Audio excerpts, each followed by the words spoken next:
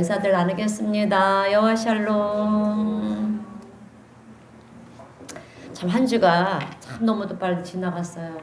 예, 엊그제 우리 예배 드린 것 같은데 이렇게 또 주일을 맞아야 우리가 예배 드립니다. 자, 그래서 우리 주님은 세월을 아끼라 하셨는 것 같아요. 근데 우리가 세월을 어떻게 아낄 수가 있겠습니까? 그죠? 예, 그날 최선을 다하며 살라라고 하는 말씀이에요.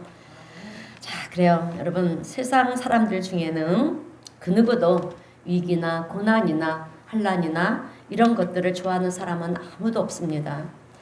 그래서 우리의 기도의 제목이나 또 우리의 기도의 내용들을 또 보게 되면 환난과 고난이 없게 해주시옵소서 이렇게 기도도 하고요. 또 위기가 오면 빨리 이 위기를 하나님 지나가게 하여 주옵소서 이렇게 우리가 기도를 합니다. 그리고 가정을 위해서도 그렇고요. 자녀들을 위해서도 늘 어떤 위기가 다가오지 않게 하여 달라고 그렇게 기도하는 것이 우리의 기도의 제목일 때가 참 많이 있다라고 하는 것입니다.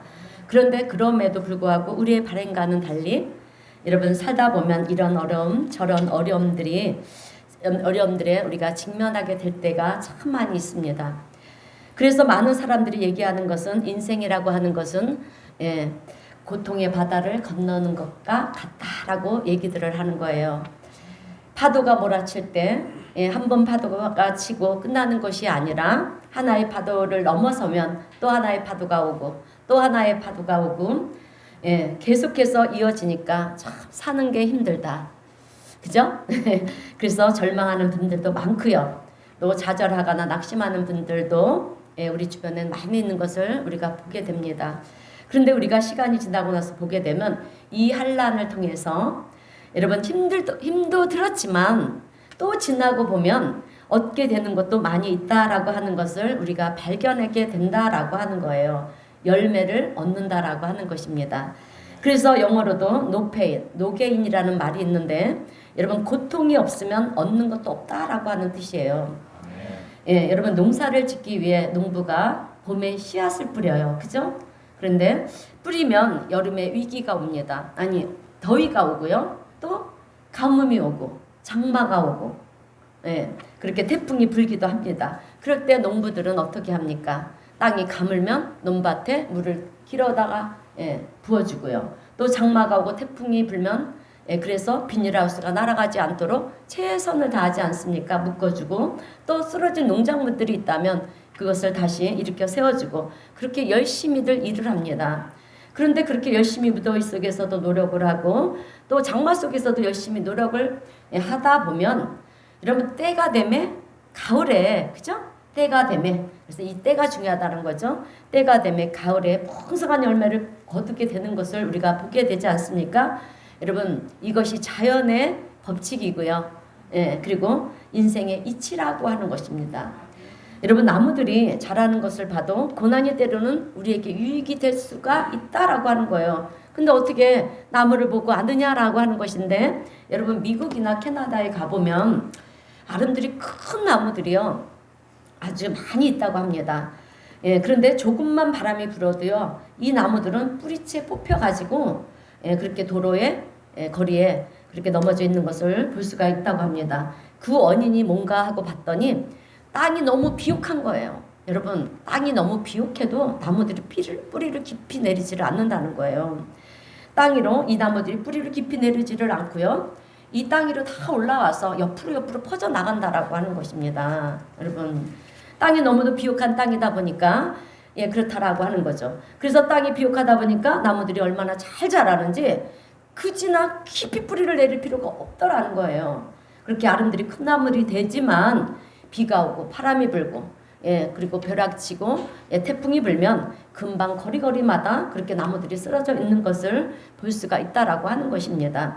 그러나 여러분 척박한 땅에 자란 나무들을 보면은요 겉으로 보면 외모는 볼품없는 나무일지는 몰라도 여러분 쉽게 뽑히지가 않는다라고 하는 거예요.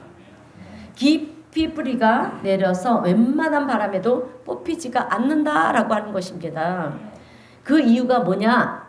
너무 땅이 척박하다 보니까 살기 위해서 여러분 그렇게 뿌리를 깊이 내린다라고 하는 것입니다. 우리 인생도 마찬가지라는 거예요. 곱게 자라면 여러분 물론 곱게 자라야 되겠지만 곱게 자라면 시간이 지나고 나서 보면 약하다라고 하는 거예요. 예, 그러나 힘든 과정을 거치면 성장하면서 여러분 강해진다라고 하는 것입니다. 그래서 웬만하면 어려운 문제도요, 문제로 여기지를 않는다라고 하는 거예요. 여러분, 우리 어르신들이 이런 얘기들을 합니다. 남자는 군대를 갔다 와야 된다. 그죠? 예. 군대를 갔다 와야 정신이 건강해지고, 그리고 또 무장이 돼서 어떤 어려움을 만나도 이겨나갈 수가 있다라고 하는 거예요. 내가 군대를 갔다 왔는데, 군대 가서 그 힘든 훈련 과정을 다 마쳤는데, 예, 이것쯤이야. 예, 이런 위기쯤이야. 예, 위기를 내가 이겨나갈 수가 있다. 여러분, 이런 생각을 할 수가 있다라고 하는 거죠. 그래서 군대를 갔다 온다라고 하는 것은 어려운 시기를, 훈련의 과정을 다 거친 사람들은 이렇게 인생에 있어서 마이너스가 아니라 인생을 살아가는 데 있어서 플러스가 되는 것을 우리가 볼 수가 있다라고 하는 것입니다. 그런데 우리 그리스도인들은 어떤 고난이나 위기를 대할 때 세상 사람들이 얻는 것들이 있어요. 고난과 위기 속에서도 우리가 얻는 것들이 있다 그랬지요. 근데 세상 사람들이 얻는, 그런 세상 사람들이 고난 속에서 어떤 유익을 얻는 것보다 여러분, 우리 그리스도인들은 한 차원 더 높은 그 차원의 생각들을 해야 된다라고 하는 거예요. 단순히 고난을 내가 잘 극복했느냐 아니냐가 아니고요. 내가 이 위기를 잘 이겨냈느냐 아니냐가 아니고, 여러분, 우리 그리스도인들은 그 속에 담겨져 있는, 그러니까 위기와 고난 속에 여러분 담겨져 있는 하나님의 뜻을 볼 수가 있어야 된다라고 하는 거예요. 그래서 여러분, 하나님의 계획하심을 봐야 되고요. 그 가운데 하나님이 맺으시는 이 풍성한 열매를 기대하면서 우리는 그것을 볼 수 있어야 된다라고 하는 것입니다. 자, 그래서 저는 오늘 본문 말씀을 중심으로 해서 내 삶에도 뜻하지 않는 여러분 위기가 닥치고 또 어려운 문제가 닥칠 때가 있습니다. 우리가 늘 평탄한 삶인가요? 그렇지 않지 않습니까? 그럴 때 우리가 그리스도인으로서 어떻게 해야 되는가? 두 가지 말씀을 전하면서 함께 은혜를 나누고자 합니다.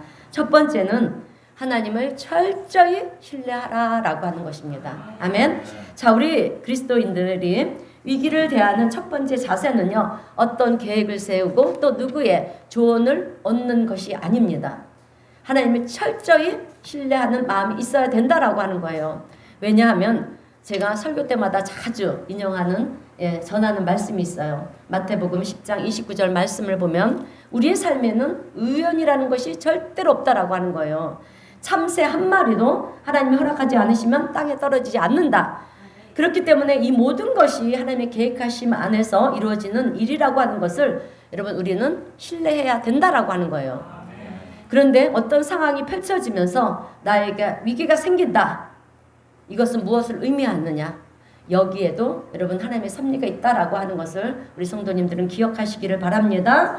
하나님의 섭리가 있고요. 하나님의 계획하심이 있고 하나님의 뜻하심이 있다라는 것을 우리가 봐야 된다라고 하는 거예요. 고난이 닥칠 때 어떤 사람들은 신세를 한탄합니다. 그죠? 원망을 하고 불평을 하면서 탁심도 하고 그렇게 좌절을 하면서 주저앉는데, 우리 그리스도인들은 그래서는 안 된다라고 하는 거예요. 고난이 닥칠 때 여기에도 하나님의 뭔가 하나님의 계획하심이 있고 뜻하심이 있을 것이다. 이렇게 우리는 하나님을 신뢰할 수 있어야 된다라고 하는 것입니다. 여러분, 우리가 하나님을 신뢰해야 되는 이유가 있어요. 그것은 우리 하나님은 선하시기 때문에 그렇습니다. 아멘. 우리 하나님의 생각은 다 옳은 것이기 때문에 그래요, 여러분. 그리고 그 하나님은요, 나를 사랑하시는 하나님이시기 때문에 우리는 하나님을 신뢰해야 된다라고 하는 것입니다. 여러분, 세상 어떤 부모도요, 자녀를 위해서 어떤 어려운 문제를 주는 부모는 없어요. 그죠? 없습니다. 자녀가 떡을 달라고 하는데 여러분, 돈을 주는 부모가 있습니까? 자녀가 생선을 달라고 하는데 뱀을 주거나 정갈을 주는 부모는 없습니다. 하나님은 우리의 아버지가 되시고요, 우리의 보호자가 되시고 우리의 인도자가 되시는 분이시기 때문에 하나님이 하시는 일은 선하시고요, 하나님이 계획하신 것은 가장 항상 옳다라고 하는 것입니다.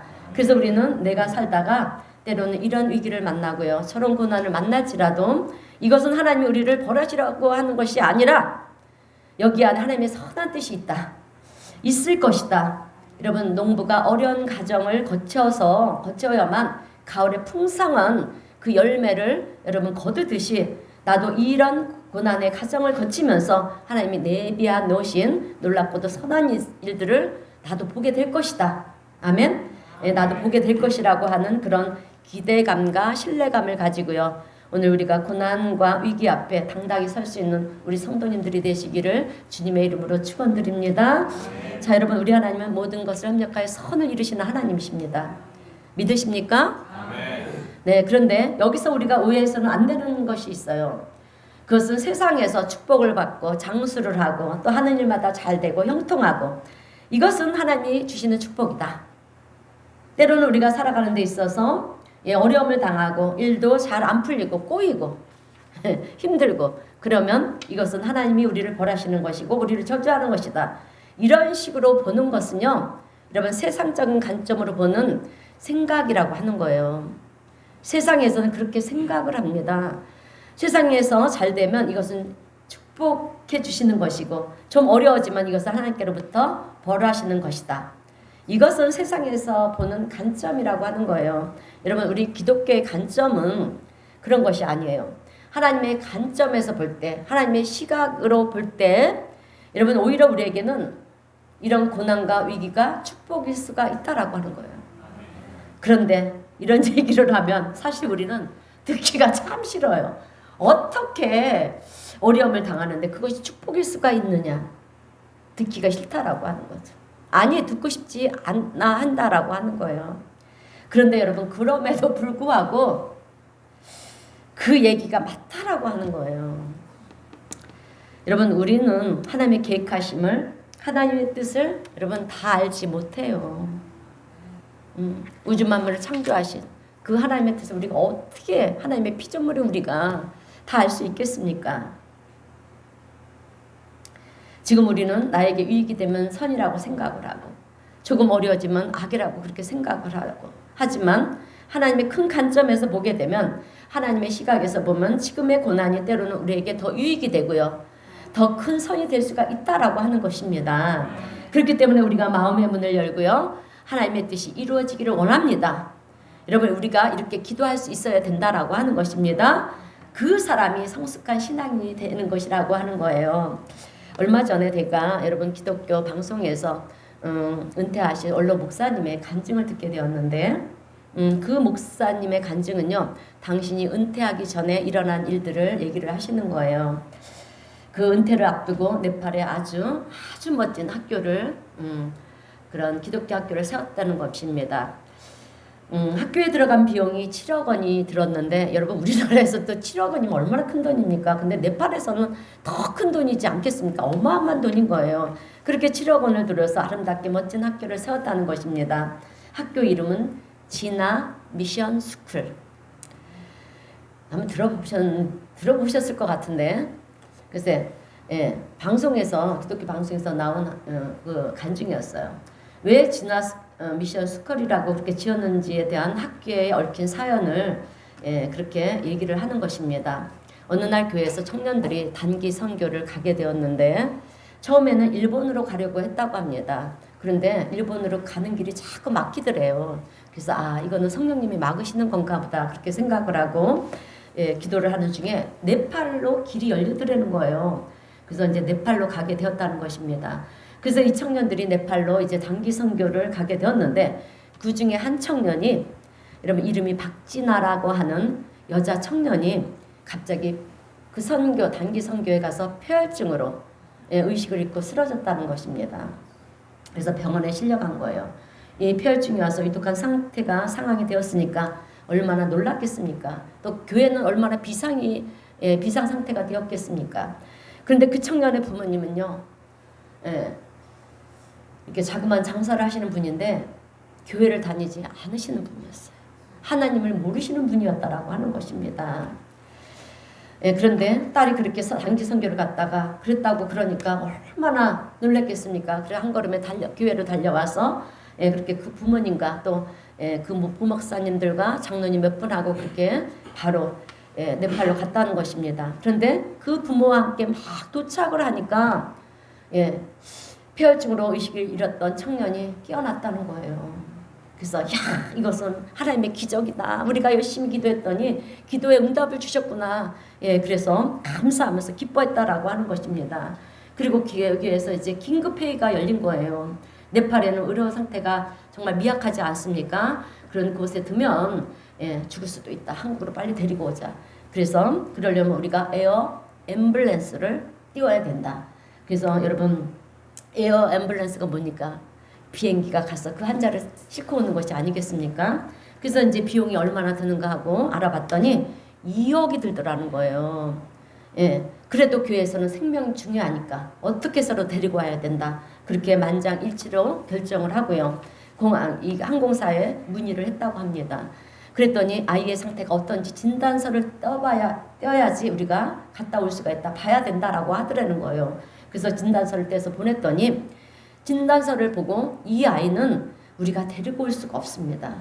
폐혈증의 환자니까 여러분 이 비행기가 공중에 뜨면 그 고도가 얼마나 높습니까? 그래서 잘못하면 비행기 안에서 죽을 수가 있다라고 하는 거예요. 그래서 데려올 수가 없다. 안 된다라고 그렇게 얘기를 했다라고 하는 것입니다. 그리고 못 데리고 오게 돼서 이제 이걸 어떻게 하면 좋겠나 그렇게 걱정을 하면서 목사님은 기도할 수밖에 없는 거잖아요. 그죠? 무슨 능력이 있습니까? 돈으로도 안 되는 일이고 내 힘으로도 안 되니까 오직 하나님을 의지하면서 기도를 했다고 합니다. 그리고 너무 이제 그 상황이 전화로만 듣는 상황이 되다 보니까 친히 당신이 이제 몸서 네팔로 갔다는 거예요. 갔는데 가서 보니까 다시 의식을 잃고 여러분 깨어나지를 못한 채 결국에는 얼마 있다가 그 네팔 병원에서 생을 마감을 했다라고 하는 것입니다. 그러니 교회 차원에서는 얼마나 걱정이 되고 비상이 되었겠습니까? 단기 선교를 갔다가 그런 일이 벌어졌으니 얼마나 말들이 많은지 모르는 거예요. 그래서 성도들이 수근수근하면서 목사님이 기도를 안 해서 그렇다고, 그리고 사탄이 역사했다고. 그리고 그 네팔로 단기 선교를 가면 안 되는 것을 가서 그랬다. 영적으로 깨어있지를 못해서 그랬다. 아주 별의별 말들을 다 하더라는 거예요. 한 청년이 죽어서 막 아프고 힘든데 교회에서는 그렇게 상황이 펼쳐지는 상황이 되어 있고 더군다나 이 여자 청년의 부모는 교회도 안 다녀서 그죠? 교회를 상대로 고사할 수도 있는 그런 상황이 펼쳐지더라는 거예요. 그래서 이런 어려운 상황 속에서 목사님께서는 아까도 말씀드렸습니다. 할 수 있는 것은 오직 기도할 수밖에 없어서 그렇게 주님 무릎을 꿇고 금식을 해가면서 그렇게 기도를 했다라고 하는 것입니다. 하나님 도대체 이 일을 어떻게 하면 좋겠습니까? 그렇게 기도를 하는 중에 여러분 이 딸을 잃은 그 부모의 마음이 얼마나 아팠고 힘들었겠습니까? 거기다가 교회를 다니지 않으니 뭐 하나님을 알지 못하니까.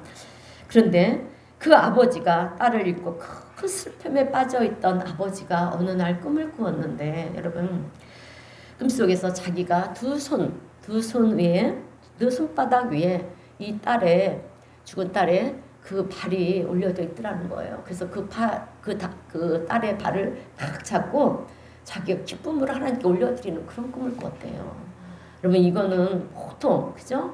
은혜가 아닌 거예요. 그렇게 하나님께 기쁨 가운데 딸을 올려드리는 그런 꿈을 꿨다고 그렇게 연락이 오더라는 거예요. 그러면서 목사님 제가 예수님을 믿기로 결단을 내렸습니다.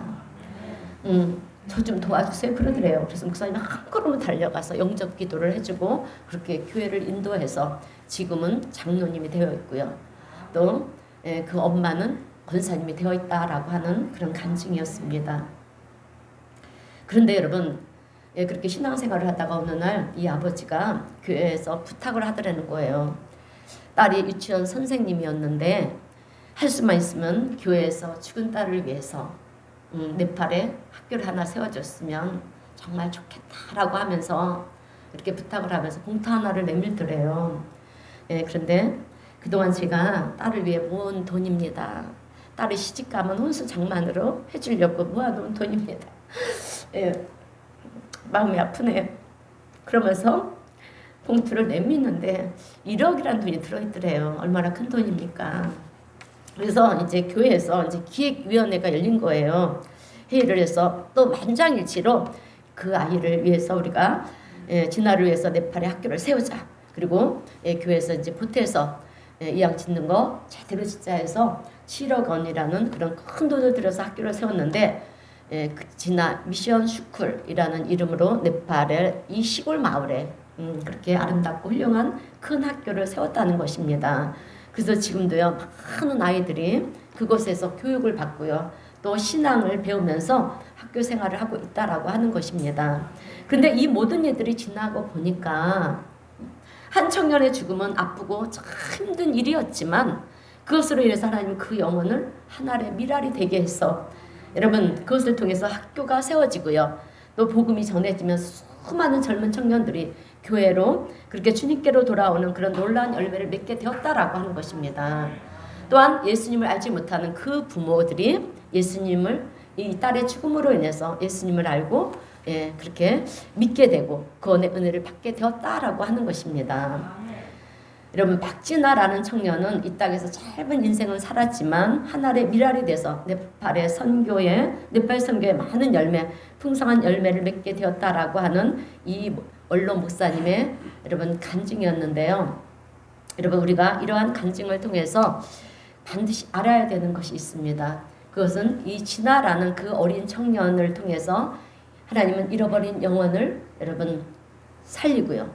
아멘. 그리고 하나님의 계획하신 일들이 그 땅 가운데 이루어지도록 만드시는 우리가 이 하나님의 역사를 보면서 여러분 우리는 그 속에서 하나님의 뜻이 무엇인지를 알아야 된다라고 하는 것입니다. 여러분 사도 바울도 보게 되면 어떻습니까? 복음을 전하다가 그죠? 채도 없는데 채찍에 맞아가고 채찍에 맞으면서 빌립보 감옥에 갇혔어요. 그때 사도 바울이 하나님 내가 왜 이런 고통을 당해야 됩니까? 그럴 수도 있는데 그러지 않았어요. 비록 죄 없이 채찍에 맞고요. 감옥에 갇힌 것은 아픔이고 고통이었지만 여러분 그 결과는 어떻게 되었습니까? 빌립보 감옥의 간수와 그 가족들이 여러분 구원함을 받았다라고 하는 거예요.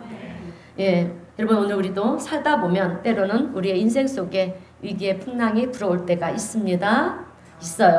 이러할 때 지난주에 제가 요셉에 대한 설교를 했지 않습니까?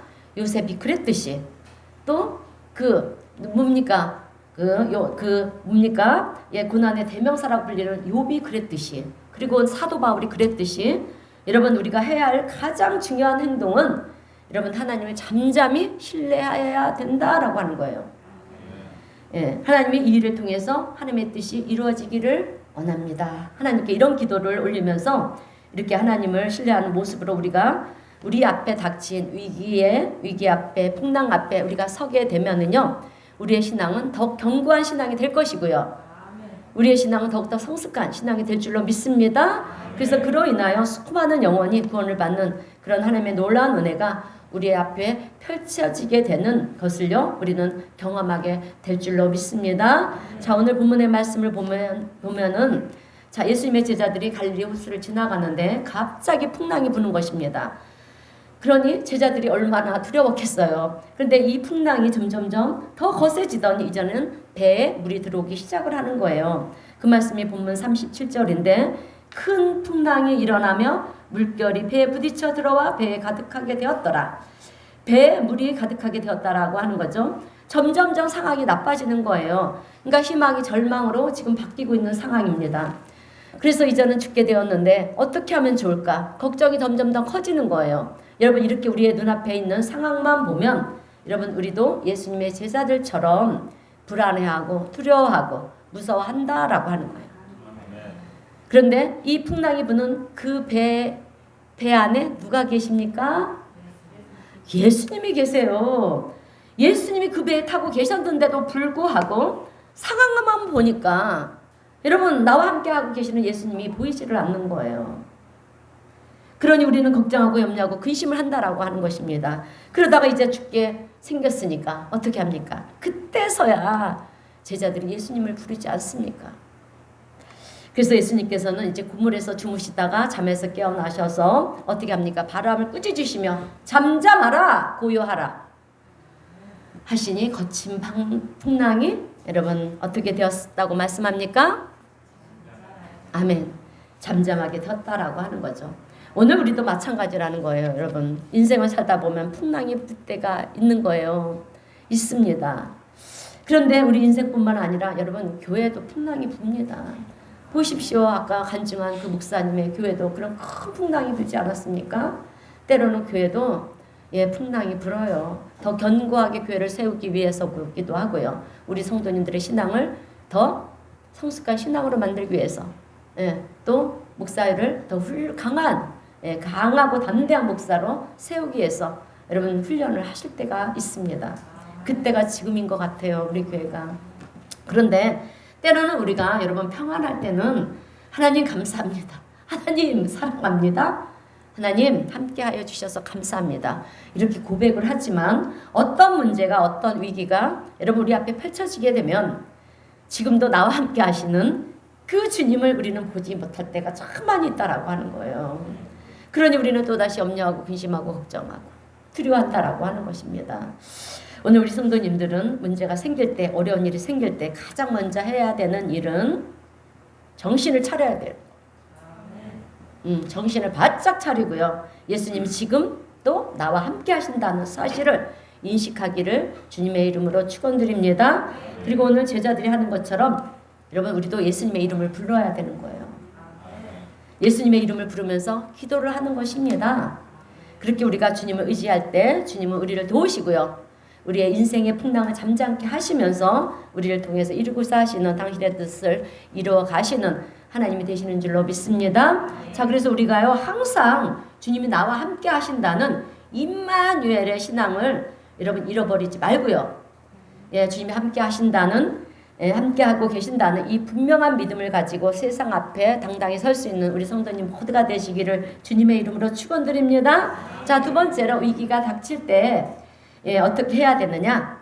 여러분 포기하지 말고 도전을 하라라고 하는 것입니다. 여러분 우리는 위기가 닥치면 우리가 하던 일들을 다 내려놔. 그죠? 이거는 할 수 없는 일이다. 정말 나는 나의 힘으로는 능력이 안 돼서 더 이상 못하겠다. 포기하지 않고 여러분 오히려 도전하는 것이 믿음의 자세라고 하는 것입니다. 여러분 이스라엘을 성지 순례를 하다 보면 저도 한번 못 갔어요. 참 시간이 주어지면 가봐야 되는데 참 우리가 성지 순례를 하다 보면 놀라운 것을 보게 되는데 여러분 키부츠라고 하는 것을 보게 된다라고 하는 거예요. 여러분 키부츠가 뭐냐면 유대인들의 공동체예요. 유대인들의 집단인데 농사를 생활하는 농장을 키부츠라고 합니다.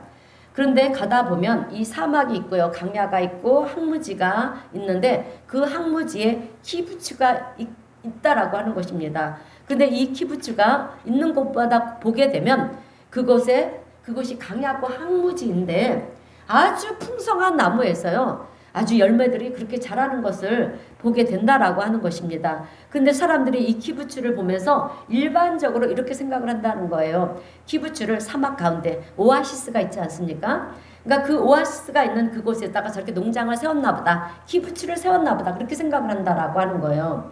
왜? 그 항무지에서 아름드리 나무 속에서 열매들이 너무 잘 자라니까. 그런데 아니라는 거예요, 여러분. 이 키부츠는요, 좋은 땅에 세워진 것이 아니라 아주 황량한 척박한 땅에 개간을 해가지고 여러분 옥토밭으로 만든 것이 키부츠라는 거예요. 그런데 여러분 이스라엘 초대 총리가 누군지 아십니까? 저도 몰랐어요. 그런데 말씀 준비하면서 알았습니다. 다비드 벤그리온이라는 사람인데 들어보셨나요? 다비드 벤그리온. 여러분 이분이 초대 총리예요. 이스라엘에. 근데 이스라엘의 국제공항 이름이 여러분 벤그리온 국제공항이에요. 이분의 이름을 따서. 이분이 젊은 나이에 총리가 되었는데요. 어느 날 길을 가다가 항무지에서 2명의 청년이 땅을 개간하고 있는 것을 보게 되었답니다. 그런데 얼마나 어리석어 보이던지 이분 눈에는 아니 저런 항무지에서 저렇게 개간을 한다고 무슨 열매를 얻을 수가 있겠어. 곡식을 얻을 수가 있겠어. 왜 저런 바보짓을 하는 것인가. 하도 궁금해서 이 벤그론이 그들에게 가서 묻는 거예요. 당신들 지금 뭐하고 계십니까? 보시는 바와 같이 이 땅을 개간하고 있습니다. 아니 이 땅은 항무지 땅인데 개간을 한다고 해서 땅이 뭐 좋아지겠습니까? 그랬더니 그래도 어떻게 합니까? 황무지라도 내버려 두기보다는 그래도 뭔가를 시도해 봐야 되지 않겠습니까? 여러분 그래서 우리도 여러분 시도하고 하는 것이 중요하다라는 거예요. 이 말에 여러분 이 벤그리온이 감동을 받았다는 거예요. 그래서 그럼 나도 같이 합시다. 그래서 같이 파기를 시작했다라는 것입니다. 여러분 황무지에서 사막에서 제일 중요하고 제일 필요한 것이 무엇입니까? 물이에요. 네, 맞아요. 물이에요. 근데 사막에는 물이 없잖아요. 땅을 암만 판다고 해서 물이 나옵니까? 안 나와요. 그래서 이제 이들은요 물을 갖다가 나르고 기르다가 먼 곳에서부터 이곳까지 물을 길러올 수 있는 방법이 무엇일까? 그렇게 생각을 하다가 여러분 갈릴리 호수는 이스라엘 유대인들의 생명의 호수예요. 우리도 한강물을 끌어다 먹듯이 이스라엘도 그렇게 갈릴리 호수가 그들의 생명의 호수입니다. 그들은 그래서요 갈릴리에 있는 그 물을 끌어오는 방법이 무엇이 있을까 해서 그 방법을 찾다가 이제 그 물을 끌어오는 거예요. 개갈해 놓은 이 황무지에 물을 대기 시작을 합니다. 어떻게 물을 끌어왔느냐면 큰 파이프 간을 통해서 물을 끌어왔다라고 하는 거예요. 지금도 이스라엘 성지순례를 하다 보면 여러분 길가에 큰 파이프 간들이 그렇게 계속 이어져서 강야 황무지까지 그렇게 퍼져 있는 것을 볼 수가 있다라고 합니다. 그리고 시간마다 거기에 시간마다 이 스프링클러가 여러분 그렇게 물을 막 뿌려준다고 합니다. 그래서 관계수로가 얼마나 잘 돼 있는지 모른다는 거예요. 그 관계수로로 인해서 황무지가 옥토밭이 되도록 만들었다라고 하는 것입니다. 그렇게 노력을 했더니 황무지가 변하여 옥토밭이 되었고요. 또 농사를 지을 뿐만 아니라 여러분 이제는 그 풍성하게 농작물을 수확을 해가지고 여러분 지금은 수출까지 하는 그런 결과가 생겼다라고 하는 거예요. 도전을 하니까 되더라는 것입니다. 그래서 수많은 역사자들과 그리고 박사들이 여러분 이구동성으로 하는 얘기가 무엇인지 아십니까? 수천 년이 지나도록 여러분 이런 황무지 땅에서 처음으로 농사를 지은 민족이 유대 민족이라고 하고 그렇게 얘기를 한다라고 하는 거예요. 유대 민족이 어떤 민족입니까? 하나님의 택한 선민들이잖아요. 황무지 땅을 개간을 하겠다고 어떻게 해서든지 해보겠다고요. 그렇게 땅을 파고 물을 공급하는 그 일을 유대인들이 시작을 했다라고 하는 거예요. 그리고 결과는 성공을 했다라고 하는 것입니다. 여러분 이스라엘 유대인들의 지혜가 얼마나 대단한지 몰라요. 그것뿐만이 아니에요, 여러분. 그들은 물을 끌어와가지고요. 그 황무지에서 농사만 짓는 것이 아니라 여러분 열대어를 키우는 거예요. 열대어. 그런데 그 열대어를 키우다 보니까 그 열대어를 통해서 뭐가 나옵니까? 배설물들이 생기잖아요. 네. 그 배설물들이 있으니까 거기다가 수경 재배를 한다라고 하는 거예요. 수경 재배를 하니까 식물이 자라면서 그 배설물들을 다 정화를 시키는 거예요. 여러분 그렇게 머리들이 좋아요. 그래서 그 정화된 그물에 또 열대어를 키우고요. 열대어의 배설물을 받아서 수경 재배를 하고 수경 재배를 한 식물이 다시 배설물을 정화해서 또 열대어를 키우고 그렇게 계속해서 한다라고 하는 거예요. 얼마나 여러분 지혜롭습니까? 지혜로운지 여러분 안 되는 것이 어디 있느냐라고 그들은 얘기를 한다라고 하는 것입니다. 그런데 여러분 놀라운 것은 이런 일들이 성경에서 예언이 되어 있었습니다. 여러분 이번에 저도 그 전에 읽을 동안은 몰랐는데 설교를 준비하면서 아주 그냥 이 예언의 생각이 떠올라서 얼른 찾아서 읽어봤어요. 우리 다 함께 에스겔 36장 34절에서 35절 말씀을 다 함께 읽어보겠습니다. 이런 예언의 말씀입니다. 시작. 전에는 지나가는 자의 눈에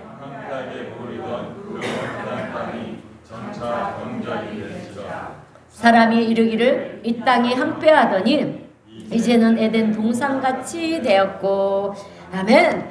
여러분 사람이 지나가면서 이 땅은 황무지네? 황폐한 땅이네? 쓸모없는 땅이네? 그런데 그 땅이 어떻게 되었느냐? 에덴 동산같이 되었다라고 하는 거예요. 변화가 되었다라고 하는 것입니다. 에스겔 선지자를 통해서 이미 여러분 이 예언의 말씀이 그대로 지금 우리 눈앞에서 현실이 되고 있는 것을 우리가 보고 있다라고 하는 거예요. 아멘. 그래서 하나님의 말씀 1.1핵도 틀리는 말씀이 없고요. 변함이 없다라고 하는 사실을 기억하시기를 바랍니다. 그래서 하나님의 말씀은요, 시대를 막론하고 어느 시대든 시간과 장소를 막론하고 항상 우리에게 희망의 메시지가 된다라고 하는 거예요. 여러분 세상에서는 안 된다고 얘기를 해요. 그러나 하나님의 말씀은 항상 어떻습니까? 된다고 말씀을 해요. 물이 없으면 사막이지만 하나님은 그 사막에 강을 내신다고 말씀하셨어요. 그 강야에 길을 내시겠다고도 말씀하셨어요. 여러분 길이라고 하는 것은요, 처음부터 있는 것이 길이 아니에요. 누군가가 첫 발을 내디디면 그죠? 첫 발을 내디디면 그 다른 사람이 그 발짝을 따라가면서 여러분 그죠? 걷게 되면 길이 되는 거예요, 여러분. 우리의 역사도 마찬가지라는 거예요. 우리의 이 역사가 변천사를 보게 되면 여러분 그런 과정들을 다 거쳤다라고 하는 것입니다. 누군가가 아무도 가지 않는 어떤 일에 첫 발을 내디디니까 누군가가 그 일을 따르는 사람들이 생기더라는 거예요. 아멘? 맞지 않아요, 여러분? 그래서 지나고 나서 보니까 불가능한 일이 되고 말았던 것이 가능한 일이 된다라고 하는 것입니다. 그런데 대개 경우들을 보면 우리 사람들은요, 그 첫 발을 내딛는 것을 참 두려워한다라고 하는 거예요. 그죠? 저도 두려워요. 교회가 처음 생겼을 때 첫 발을 내딛는데 얼마나 두려운지 몰라요. 근데 우리는 알아야 될 게 있어요. 뭔지 아십니까? 왜 하나님을 믿는 우리가 두려워하느냐라고 하는 거예요. 하나님이 나와 함께 하시는데 왜 두려워들 하느냐라고 하는 것입니다. 그러나 우리 그리스도인들은 하나님이 함께 하신다 이 믿음을 가지고 도전을 하는 거예요. 여러분 시도를 해야 한다라고 하는 거예요. 그래서 이스라엘 백성들이 그 키부츠라는 그 농장 마을을 어떻게 세웠느냐. 나와 함께 하시는 하나님이 함께 하신다면 여러분 그 척박한 땅에도 그렇게 에덴 동산과 같은 이 말씀들이 그들에게 있었던 거예요. 그래 우리 하나님은 이 척박한 땅을 이렇게 하신다. 그래서 우리가 말씀을 알아야 되는 거예요. 그 말씀을 붙들고 이 척박한 땅에 가서 그렇게 개간을 했다라고 하는 거예요.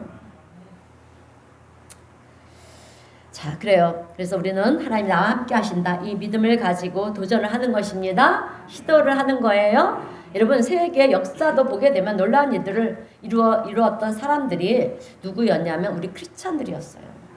이걸 기억하셔야 됩니다. 그래서 여러분 이 지구 우리 전 세계에 이 문명이 발달되고 막 발전되고 이런 모든 것들이 시초가 다 유대인들을 통해서 이루어졌어요, 여러분. 이거를 아셔야 돼요. 여러분 비행기가 어떻게 만들어졌습니까?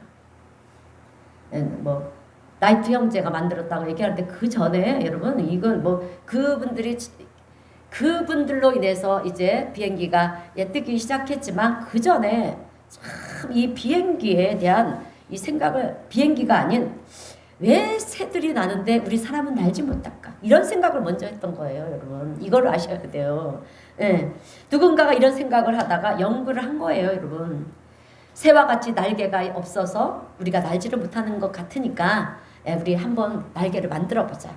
그래서 큰 날개를 만들어서 이제 팔에 끼고 펄럭펄럭, 그죠? 여러분 펄럭펄럭 흔들면서 높은 곳에서 뛰어내리다가 넘어지기도 하고요. 꼬꾸라지기도 하고요. 다치기도 하고요.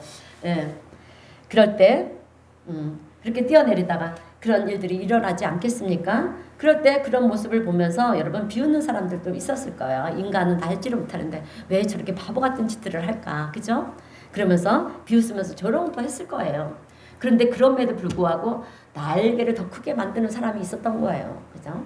상상해보세요. 그냥 하루아침에 비행기가 딱 만들어졌겠습니까? 그런 가정들이, 그런 실패의 가정들이 있었다라고 하는 거예요.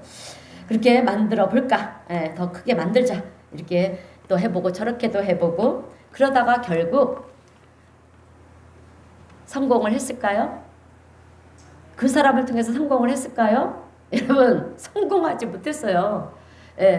그렇게 성공한 것이 아니라 처음 시도했던 사람은 성공을 못하고 아마 죽었을 거예요, 여러분. 그런데 그 다음 사람이 그것은 안 되는 것이라고 포기하는 것이 아니라 그래 그 사람은 저렇게 해봤으니까 나는 이렇게 한번 해봐야지. 이렇게 도전을 하는 거예요. 새롭게 만들어서 시도를 하고 또 시도를 하고 누구는 1m를 날았는데 나는 2m를 날아보자. 누구는 5m를 날았는데 나는 10m를 날아보자. 여러분 그렇게 그러다가 만들어진 것이 여러분 비행기라는 거예요. 그냥 하루아침에 만든 것이 아니라는 거예요. 실패하고 넘어지고 다시 일어나고 이런 과정들이 반복되다가 결국에는 만들어내고 성공한 것이 비행기라는 것입니다. 그래서 수백 명을 태운 비행기들이 지금 여러분 태평양을 날아다니고 있지 않습니까? 그죠? 예, 세상 어떤 조류도요, 독수리도 그 수많은 사람들을 태우고 태평양 날아갈 수가 없어요. 근데 그것을 보고 우리는 기적이 일어났다? 이렇게 얘기하지 않아요. 기적이 일어났다 이렇게 얘기합니까? 우리는 상식이라고 얘기를 해요. 당연한 것이라고 얘기를 한다라고 하는 거예요. 그런데 비행기를 만들기 전에는 여러분 전혀 불가능한 일이었잖아요. 그죠? 그러나 지금은 그것을 불가능한 일이라고 말하는 사람은 아무도 없다라고 하는 거예요. 과거에는 우리가 안 되는 일이라고 하는 것에 사로잡혀 있었기 때문에 그 누구도 시도를 하려고 하지 않았다라고 하는 것입니다. 그러나 시도하고 도전했더니 어떻게 됐습니까? 불가능한 일이 가능한 일이 되었다라고 하는 거예요. 여러분 성경은 하나님의 말씀은 보이는 것을 믿지 말고 보이는 것을 믿는 건 믿음이 아니에요. 보이는 것을 믿지 말고 보이지 않는 것을 믿음으로 취하라 이렇게 말씀하고 있어요.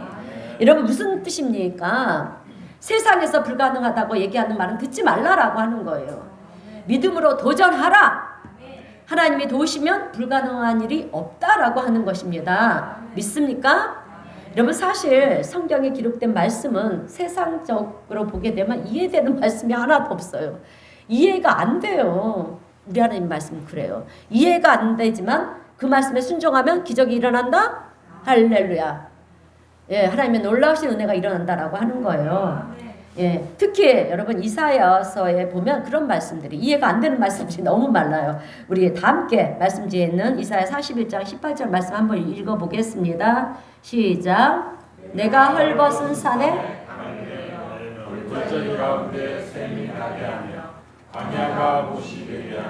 마른 땅에 샘의 근원이 되게 할 것이며 아멘.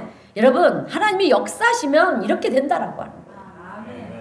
그리고 이사야 35장 6절 말씀도 읽어보겠습니다. 시작. 그때 저는 자는 사슴같이 될 것이며 말 못하는 자의 혀는 노래하리니 이는 강야에서 물이 솟겠고 사막에서 시내가 흐를 것임이라. 아멘.